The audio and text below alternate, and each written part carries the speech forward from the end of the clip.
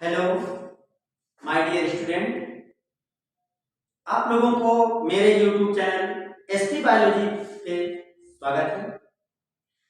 आज हम बच्चों आपके लिए एक क्लास 10th का चैप्टर लेकर आए हैं, जिस चैप्टर का नाम है जैव प्रक्रम। क्या नाम है? जैव प्रक्रम। और आज हम जानेंगे इस जैव प्रक्रम के अंतर्गत कैसी क्रियाएं होती हैं, कौन कौन सी घटनाएं होती हैं, वे सभी के बारे में। तो सबसे पहले हम आपको बता दें कि जैव प्रक्रम है क्या।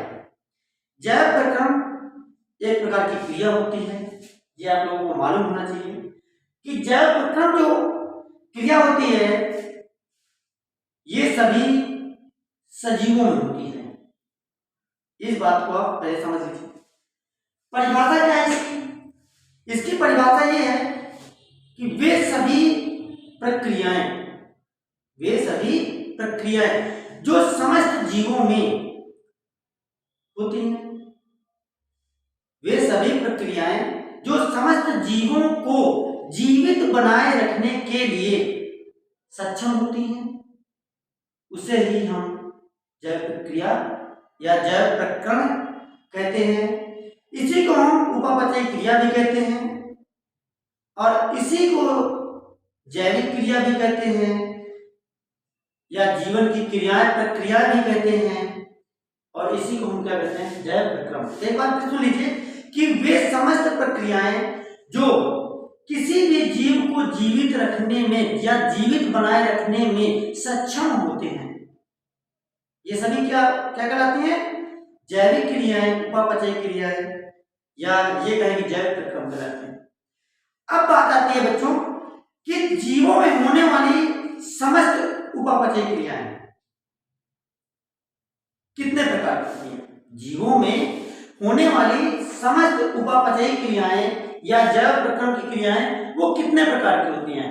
तो मेरे बच्चों, ये जो जैव प्रक्रम की क्रिया होती हैं वो दो टाइप से होती हैं, दो प्रकार की होती हैं। जैसे नंबर 1,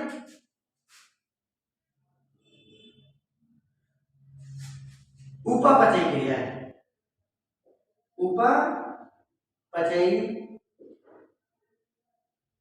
क्रियाएं। और नंबर 2, अपचयी क्रियाएं। कौन सी क्रियाएं? अपचयी क्रियाएं।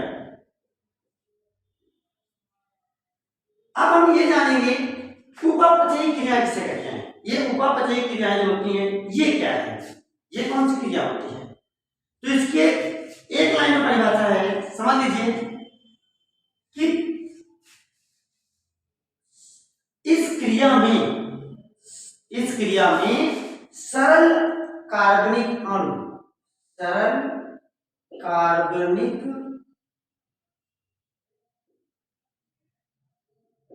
अणुओं का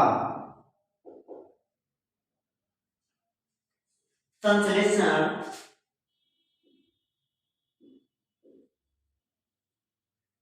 कठिन या जटिल यूज करेंगे यहाँ पे एक शब्द, जटिल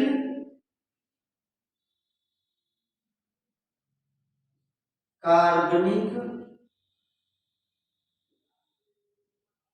अणुओं में होता है। और अपचयी क्रिया में क्या होता है कि जटिल कार्बनिक और सरल कार्बनिक अणु में बदल जाते हैं, सरल कार्बनिक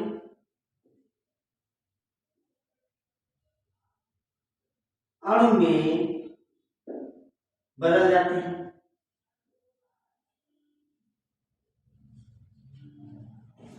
कहने का तात्पर्य यह है कि बच्चों कि उपापचयी क्रियाएं वे क्रियाएं होती है जिनमें सरल कार्बनिक अणु एक जटिल कार्बनिक अणुओं में संश्लेषित हो जाती हैं, और जबकि अपचयी क्रियाओं में क्या होता है कि जो जटिल कार्बनिक अणु होते हैं वे सरल कार्बनिक अणुओं में क्या हो जाते हैं? बदल जाते हैं। यही दोनों में अंतर है। और ये दो प्रकार की क्रिया होती है। अब बात आती है कि ये जो उपापचय क्रिया होती है, ये क्रियाएं किन में होती हैं? तो ये क्रियाएं जैसे प्रकाश संश्लेषण, प्रकाश संश्लेषण, ये क्रिया जो होती है प्रकाश संश्लेषण के माध्यम से होती है। और ये क्रिया किसके माध्यम से होती है? ये अपचय क्रिया जो होती है वो होती है जैसे पोषण, पाचन, श्वसन, उत्सर्जन। ये पोषण, पाचन, श्वसन, उत्सर्जन, ये सभी क्रियाएं किसके अंतर्गत आती हैं? अपचय। और उपापचय में प्रकाश संश्लेषण। अब बच्चों हम जानते हैं आगे कि विकास की दृष्टि से मानव एक विकसित प्राणी है। विकास की दृष्टि से मानव एक विकसित प्राणी है और इस विकसित प्राणी में अनेक प्रकार के अंग तंत्र पाए जाते हैं, जैसे पाचन तंत्र, उत्सर्जन तंत्र, पोषण तंत्र, जनन तंत्र, ये सारे तंत्र पाए जाते हैं किसमें? मानव में, क्योंकि विकसित प्राणी है। अब बात आती है कि ये पोषण कितने प्रकार का होता है? ये जो पोषण होता है तो कितने प्रकार का होता है?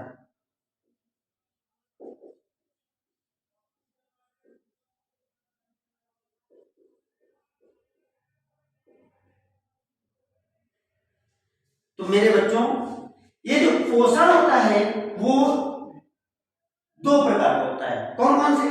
नंबर 1 स्वापोषी पोषण, नंबर 2 परपोषी पोषण,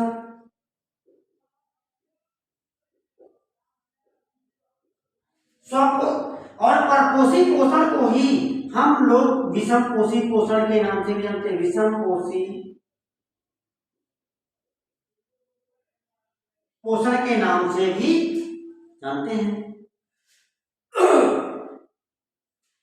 स्वापोषी पोषण किसे कहते हैं? इसकी परिभाषा है,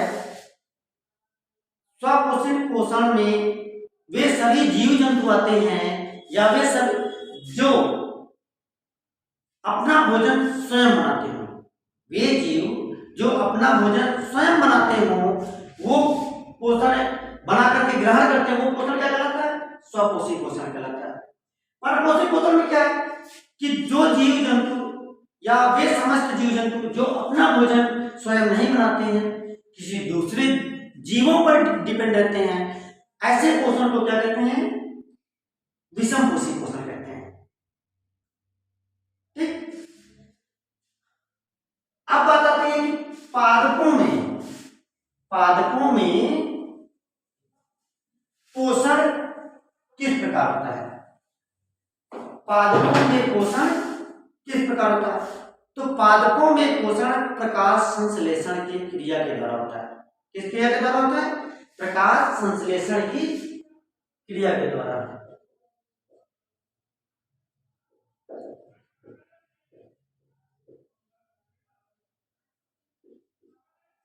इसकी परिभाषा क्या होती है? देखिए, इसके बहुत सरल परिभाषा है।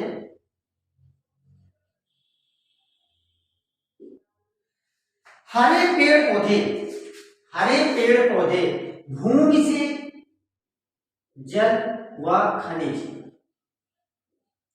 वायुमंडल से वायु किस रूप में? CO2 के रूप में,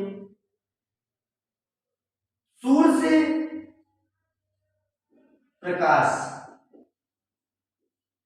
और पत्तियों पर उपस्थित पर्णहरिण की सहायता से, इसके पर्णहरिण की सहायता से एक प्रकार की क्रिया करते हैं और उसी क्रिया को प्रकाश संश्लेषण कहते हैं।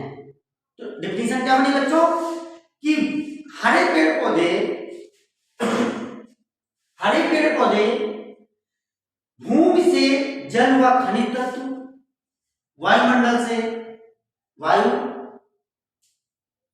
से सूर्य का प्रकाश और पौधों में उपस्थित पर्णहरिण की सहायता से अपना भोजन बनाते हैं और इसी भोजन बनाने की क्रिया को प्रकाश संश्लेषण कहते हैं।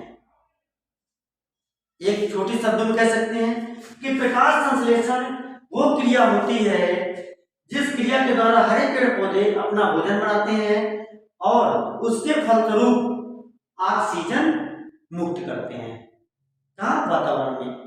ठीक, तो हम प्रकाश संश्लेषण को एक समीकरण के माध्यम से भी समझ लेते हैं। एक समीकरण है, उस समीकरण के माध्यम से इसको हम समझ लेते हैं। जैसे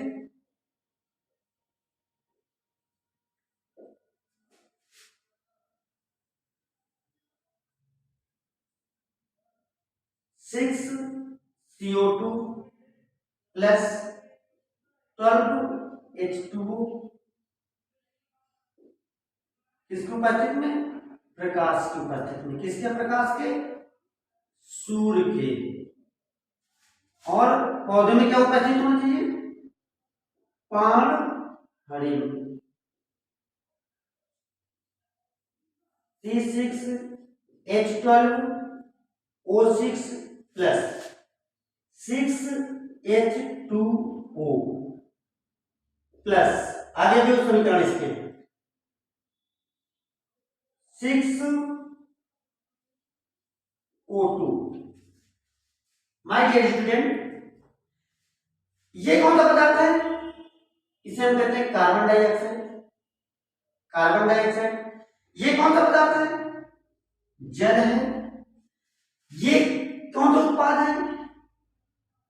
इसे हम कहते हैं ग्लूकोज। ये हमारा क्या है? जल है और ये हमारी ऑक्सीजन है। समीकरण को कैसे समझते हैं? समीकरण को समझने के लिए ध्यान दीजिएगा, इधर बहुत आसान है। 6 अणु कार्बन डाइऑक्साइड के, 12 अणु जल के यानी पानी के आपस में मिलकर सूर्य के प्रकाश की उपस्थिति में तथा पर्णहरिण की उपस्थिति में एक प्रकार की क्रिया होती है जिसके फलस्वरूप ग्लूकोज का निर्माण होता है। C6H12O6 अर्थात ग्लूकोज का निर्माण होता है प्लस 6 अणु जल के मुक्त होते हैं और 6 अणु ऑक्सीजन के मुक्त होते हैं। अब आप लोगों को ये समझ में नहीं आ रहा होगा कि आखिर ये 6 अणु CO2 के और कार्बन डाइऑक्साइड के और 6 अणु जल के आपस में मिलकर क्रिया तो कर लेते हैं, लेकिन ये पदार्थ जो ग्लूकोज है, ये ग्लूकोज का क्या होता है? तो सुन लीजिए मेरे प्यारे बच्चों, यही ग्लूकोज पौधों का क्या बनता है? पौधों का भोजन होता है। पौधों का क्या होता है? पौधों का भोजन होता है। और ये 6CO2 क्या होता है? ये वाष्पोत्सर्जन की क्रिया के द्वारा वाष्पोत्सर्जन की क्रिया के द्वारा वायुमंडल में चला जाता है और जो ऑक्सीजन निकलती है ये हमारे वायुमंडल में चली जाती है। तो हम कह सकते हैं कि जब 6 अणु कार्बन डाइऑक्साइड के, 12 अणु जल के सूर्य के प्रकाश की उपस्थिति में, पर्णहरिण की उपस्थिति में क्रिया करते हैं तो उसके फलस्वरूप ग्लूकोज का निर्माण होता है और 6 अणु जल के भी मुक्त होते हैं और 6 अणु ऑक्सीजन के मुक्त होते हैं। तो ये समझ में आया? आई होप मैं समझ सकता हूं कि आप लोगों को समझ में आ गया होगा। और वीडियो को आप लोग देख लेते हैं, सब्सक्राइब भी नहीं करते हैं, लाइक भी नहीं करते हैं। सब्सक्राइब और लाइक से ये होता है कि हमें थोड़ा मोटिवेशन मिलता है ताकि हम अच्छा कर सकें। कमेंट भी करके बताइएगा कि आपको ये वीडियो कैसा लगा और आगे हम इसी चैप्टर से और सारे क्वेश्चन लेके आएंगे नेक्स्ट डे, अगले दिन। और तब तक के लिए इंतजार करिए। जय हिंद।